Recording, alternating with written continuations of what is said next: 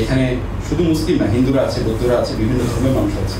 একটা ভাবে ধর্মকে যে আপনি জাস্টিসের বিরোধী বলতেছেন, তাহলে বিপরীত মানুষের সাথে আপনি ডিসকাশনে যাবেন কিভাবে, তার সাথে আপনি বসবেন কিভাবে, নেগোসিয়েশনটা কিভাবে করবেন? আপনি যদি শুরুতেই তাকে উত্তেজিত করে ফেলেন, তাকে যদি ডিরেক্টলি আঘাত করে ফেলেন। আমি বিশেষ করে একটা বৃহত্তর জনগোষ্ঠীর প্রতিনিধিত্ব নাই করে দেওয়া অথবা তাদেরকে নেগেটিভভাবে উপস্থাপন করার জন্য নারী কমিশনকে অবশ্যই দুঃখ প্রকাশ করা উচিত। দেখেন, আমরা যদি অ্যাকোমোডেট করি সবাইকে, তাহলে আসলে আমাদের জন্য সবারই উপকার। যেমন বাংলাদেশের হিন্দুরা স্বাধীনতার আগে এবং পরে বা 47-এর আগে পরে তারা যে চলে গেল, এটা কিন্তু জাতিগতভাবে আমাদের একটা ব্যাপক ক্ষতি হয়েছে। কারণ কি? কারণ হিন্দু জনগোষ্ঠী যারা আসলে ভারতে গেছে, এটা কিন্তু একটা বড় অংশ শিক্ষিত এবং তাদের কাছে ক্যাপিটালও ছিল। আপনি যদি এথিক্যাল কোশ্চেন বাদ দেন যে আপনার জনগোষ্ঠীর একটা অংশ অপর দেশে চলে যাচ্ছে, এটা এথিক্যাল কোশ্চেন বাদ দেন, জাস্ট হচ্ছে পলিটিক্যাল অ্যান্ড ইকোনমিক সেন্সে যদি দেখেন, তাইলে আপনার কি হচ্ছে, আপনার শিক্ষিত জনগোষ্ঠী বাইরে চলে যাচ্ছে, আপনার হচ্ছে যে ক্যাপিটাল বাইরে চলে যাচ্ছে। এটা খারাপ না? তার মানে আজকে আপনি যদি যে কোনো একটা জনগোষ্ঠীর উপর মানে কোনো চাপাই দিতে চান, তাহলে তারাও আসলে বিরক্ত বোধ করবে এবং এখানে আসলে সামাজিকভাবে একটা নৈরাজ্য অথবা বিশৃঙ্খলা সৃষ্টি হবে। সেইটা আসলে আমরা কিভাবে চাইতে পারি? আমি এখানে দুইটা পয়েন্ট বলে শেষ করবো। আমার কাছে মনে হয় যে দুইটা জায়গায় আসলে ডিসকাশন অথবা নেগোসিয়েশনের সুযোগ আছে। একটা জায়গা হচ্ছে যে আমি যেটা মনে করি যে বাংলাদেশের একটা অংশ অবশ্যই চায় যে তারা সেকুলার যে আকাঙ্ক্ষা, সেই আকাঙ্ক্ষা অনুযায়ী তারা ফ্যামিলি পরিচালনা করবে, আইন পরিচালনা করবে, এটা অনেকেই মনে করেন। এখন তাদের জন্য একটা স্পেস ক্রিয়েট করতে হবে। সেই স্পেসটা কেমন? আমি মনে করি যে বিদ্যমান আইনে সম্ভব।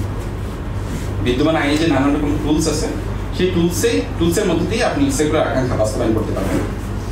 এবং সেখানে যদি একটু সংস্কার প্রয়োজন হয়, সেটা মেবি হচ্ছে যে আমার কাছে মনে হয় যে বাংলাদেশ সেই পরিবর্তনটা গ্রহণের জন্য প্রস্তুত। কিন্তু একই সাথে আমাদের এটাও মাথায় রাখতে হবে যে আমরা মনে করি বাংলাদেশে মুসলিম ফ্যামিলি স্ফেয়ারে বা ফ্যামিলি লতে ইসলামিক ল অথবা হিন্দু ল আছে, কিন্তু এটা সামগ্রিকভাবে সত্য না।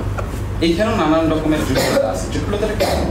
যে আমরা জানি যে ব্রিটিশরা মুসলিম লকে কোডিফাই করছে, রাইট? তারা কোডিফিকেশন করছে। এখন কোডিফিকেশন করার নিজস্ব বেশ কিছু জটিলতা আছে। আমি শাস্ত্রীয় আলাপে গেলাম না। আপনারা যদি হচ্ছে যে উপনিবেশ কিভাবে হচ্ছে যে মুসলিম লর উপর ইনফ্লুয়েন্স করছে অথবা বিভিন্ন দেশের লয়ের উপর ইনফ্লুয়েন্স করছে, লিগাল সিস্টেমের উপর ইনফ্লুয়েন্স করছে, এটা একটা দীর্ঘ আলোচনা। কিন্তু একবারে সংক্ষিপ্ত আলোচনা যদি করি, তাহলে কোড হয়তো ইসলামিক বা মুসলিম অথবা হিন্দু, কিন্তু এটাকে এটার যে ইন্টারপ্রিটেশন করা হচ্ছে, যে জুরিসপ্রুডেন্স অনুযায়ী এখানে হচ্ছে ব্যাখ্যা করা হচ্ছে, সেটা আবার পশ্চিমা। কথাটা কি বোঝা যাচ্ছে? অর্থাৎ এটা কোডটা হয়তো মুসলিম ল, কিন্তু আপনি ইন্টারপ্রেটটা কিভাবে করতেছেন?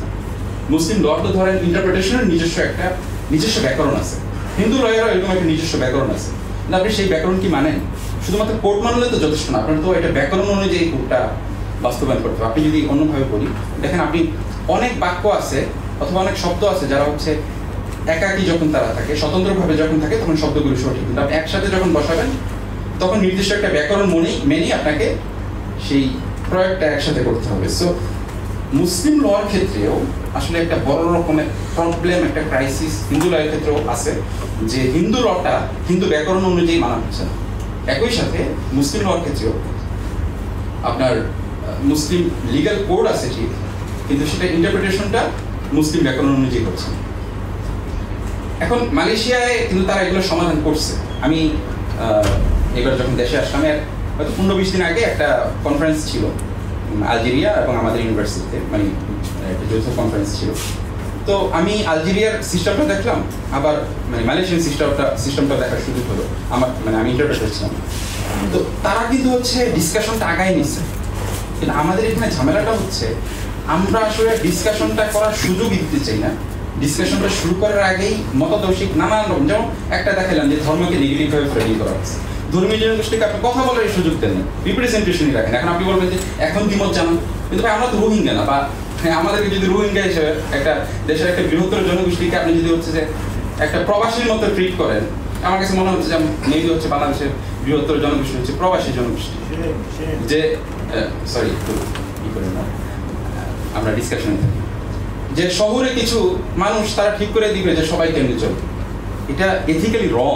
উল্টাটা যদি হইতো, উল্টাটা উল্টাটা হচ্ছে যে ধরেন 10-12 জন হিজাবি নারী অথবা নিকাবি নারী, তারা বসে ঠিক করলো যে হিন্দু অথবা খ্রিস্টান অথবা সেকুলার সবার আইন কেমন হবে, তারা ঠিক করে দিল এবং তারা বললো যে হচ্ছে যে সেকুলারিজম অথবা ন্যাশনালিজম হচ্ছে বৈষম্যের কারণ, তাহলে সেটা কি রেসিজম হইতো না? সেটা তো রেসিজম হতো। তাহলে আমরা সামগ্রিকভাবে কেন ডিসকাশনের জন্য প্রস্তুত না? আমার কাছে ডিসকাশনের দুইটা জায়গা আমি মেনশন করছি, আমি কথা শেষ করতেছি।